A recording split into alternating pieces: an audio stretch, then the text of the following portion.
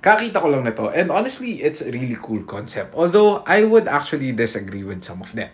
Specifically kay Kokushibo at saka kay Kaigaku, para sa akin pagpapalitin ko sila.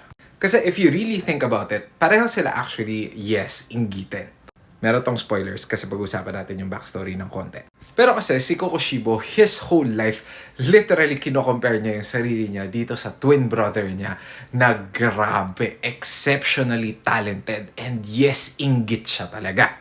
While yes, prideful pa rin siya in a way, yung root talaga nung galit niya is inggit. Meanwhile naman kay Kaigaku, although pwede natin i-argue na yes, inggit siya kay Zenitsu, I think it's more on yung yabang niya talaga yung nananaig dito.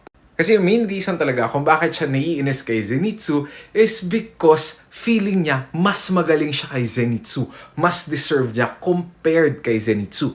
To put it simply, si Kokushibo, inggit siya dun sa kapatid niya kasi mas talented sa kanya.